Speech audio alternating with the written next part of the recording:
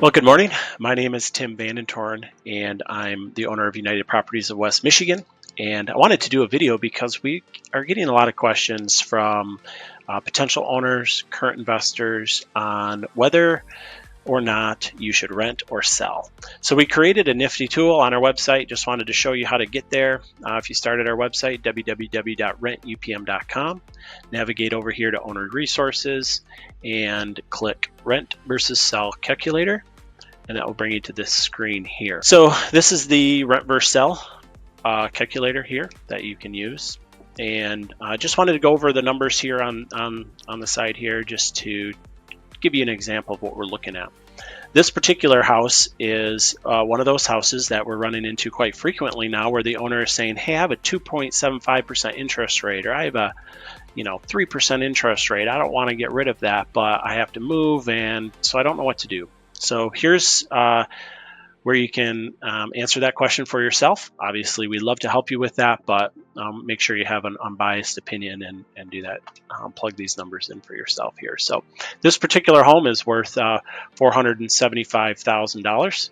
So you have to know that value of your home here, what you originally purchased it for, your mortgage balance, your interest rate, years left on your mortgage, and your mortgage payment. Those numbers are pretty simple.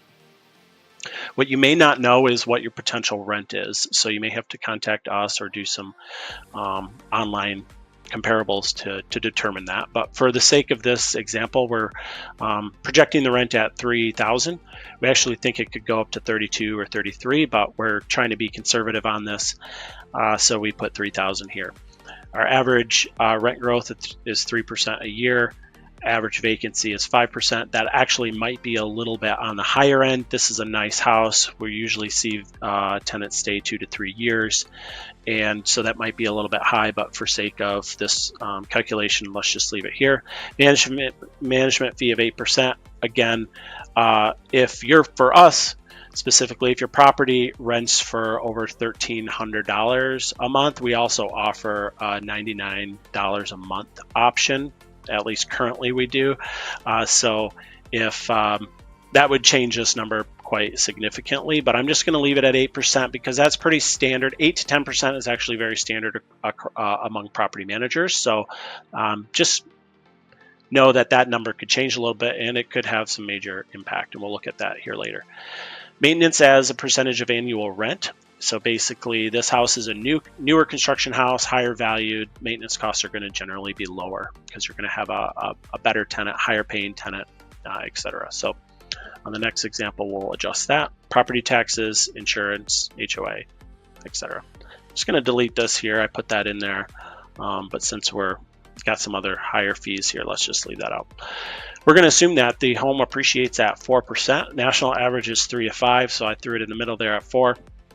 This is an interesting number, but very critical, and this is going to really determine long-term what the difference is. And so this is asking you what you're going to do with the money you make when you sell your house. Are you going to reinvest that? If you are going to reinvest that and you're going to assume that you can make 8% on that money or 10%, or maybe you're going to put it in a high yield savings account, then you would, savings account, then you want to put 4%. So determine what that looks like, but you'll see that number makes a big difference. It's going to cost you about 7, 8, maybe 10% to sell. Zero capital improvements because your house is in great shape, and then determine what your capital gains rate is on the money that you're going to sell. If it's your primary, you're not going to have to deal with that. There's not going to be capital gains on the sale of your primary as long as you've been there. I believe it's 2 years. So again, that could make a big difference. And this is a primary influence much. So if you were planning to hold this property for 10 years, it would be worth, or you would have $86,000 more at the end of 10 years.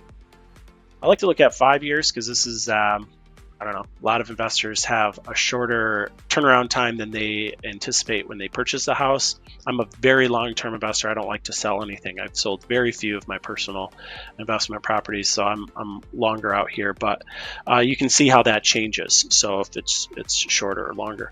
Take a look at this as well. If I'm going to make 10% on my money, you can see how all of a sudden now this is going to change drastically.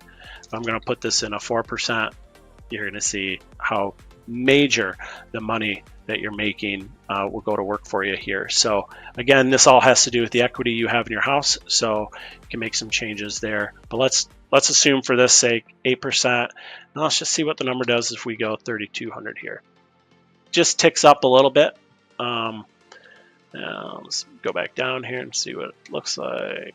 Yeah, so just a little bit of an increase with that rent here. So that doesn't influence as much. But as you play around with these numbers, you can see what really has a big impact. Let's look at a typical rental house. This is in the city of Grand Rapids. This is an actual example of a house that we have here. So again, working through the numbers, I'm not going to go through them all again, but you can see here some of the numbers that we have in this house. This is a little bit higher of an interest rate, mortgage balance, et cetera, et cetera. This monthly rent is $2,300. So if you're familiar with the 1% rule, that's pretty close on what that is. Going down here, home appreciation 4% again, investment return. Let's move this up to 8%. Selling costs, capital improvements, capital gains tax rate. Again, this is not a primary residence, so that's going to make a big difference here. Let's take a look here and what this does. So it does obviously change things here. Anyway, here's an example of a rental house. Let's move this down to 5 years here. Again, a little bit more if you keep it than if you sell. Here's a little bit higher. So pretty consistent, actually, growth, if you ask me here, if you're able to get an 8% return. If you get a 10% return, it closes the gap even more. But what if your house appreciates really fast like it has in Grand Rapids the last couple of years? I think we've seen 8, 9, 10% appreciation. Let's play with that. So, again, you can manipulate these numbers as much as you want, but I would just encourage you to be as accurate as possible. Don't get emotional about it. And let's just look at the numbers and make a decision. I hope that helps. If you have any questions on buying investment properties, turning your primary home into an investment property, or selling, or property management in general, we're here and happy to help you. Again, my name is Tim with United Properties. I hope you have a great day.